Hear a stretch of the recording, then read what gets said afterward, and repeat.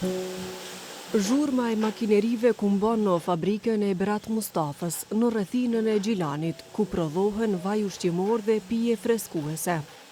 Por mungesa e fuqisë punëtore ndihet më shumë se kur më parë. Gjatë 2 vjetëve të fundit, Mustafa ka humbur 15 punëtor. Shumica prej tyre janë larguar për të punuar jashtë vendit, në Gjermani, Zvicër apo vende të tjera të Bashkimit Evropian.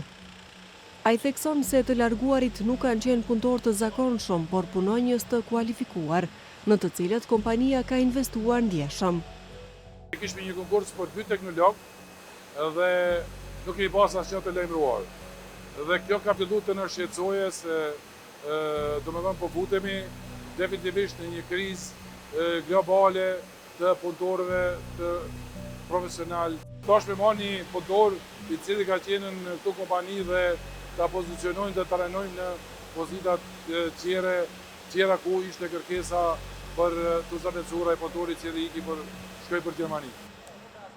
Të dhënat nga Agjencia e Statistikave të Kosovës tregojnë se vetëm brenda 3 vjetësh, nga fillimi i vitit 2021 e deri në fund të 2023-s, nga Kosova janë larguar mbi 105.000 qytetarë. Të dhënat për vitin 2024 ende nuk janë në dispozicion, por ky trend ka vazhduar veçanërisht pas liberalizimit të vizave për Kosovën, për zonën e Bashkimit Evropian. Por me largimin e punëtorëve nuk ballafaqohet Arjanit Fazliu, i cili drejton kompaninë softverike Kutia në Prishtinë, sikurse edhe shumë kompani të tjera në fushën e teknologjisë së informacionit dhe komunikimit. Kompanitë kosovare kanë filluar me bashkëpunë me kompani tuja për me pru projekte të cilat rrjedhimisht mundsojnë edhe kushte më të mira për punëtorët e kësaj industrie, dhe të njëjtën ku ka pas edhe kompani tuja të cilat kanë ardhur në Kosovë edhe kanë pru benefite të reja. Fazliu ka rreth 35 punëtorë dhe shumica prej tyre punojnë nga shtëpia, por thotë se oferta dhe kërkesa në tregun e punës në sektorin e tikut janë të balancuara. Por përse ekziston një dallim kaq i madh me sektorit të prodhimit dhe atij të teknologjisë dhe jo vetëm ndërmjet këtyre dyve? Përgjigjja, sipas ekspertëve, është thjesht paga dhe perspektiva. Një analizë të cilën e kemi bërë në shtetin e Gjermanisë tregon që nëse marrim për shembull sektorin e ndërtimtarisë ku prirja është shumë e lartë për të emigruar dhe krahasojmë pagat në Kosovë dhe në Gjermani, atëherë del që pagat edhe kur përshtaten për koston e të jetuarit në Gjermani janë së paku 2 herë më të larta se në Kosovë.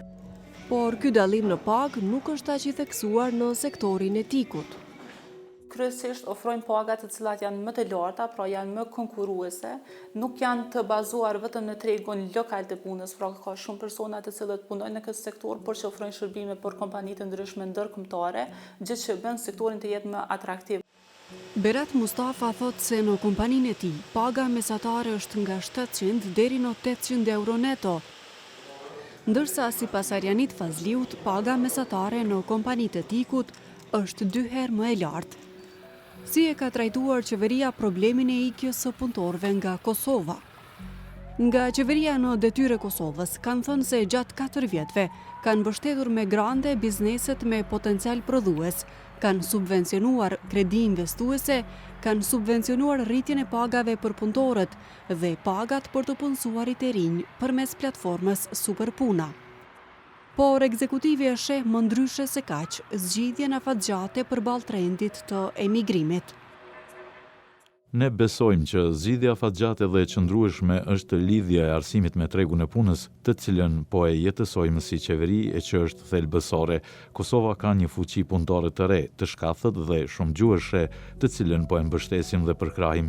Duhet angazhim i përbashkët që ta mbajmë atë në Kosovë.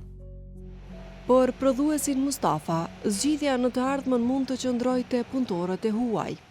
Pas kontakteve të mia, unë e vrej që pjesa ndërmuesve që kanë filluar me pru punëtor nga Azia. Nuk na jetë rrugë tjetër, ose na të mendojmë që këta punëtor profesional të sjellin nga Azia dhe mos të dalet prodhimi. Nga Instituti GAP paralajmërojnë se nëse ky trend i ikjes së profesionistëve dhe punëtorëve vazhdon, Kosova mund të përballet me ulje të prodhimit në një ekonomi që edhe ashtu është shumë e varur nga importet.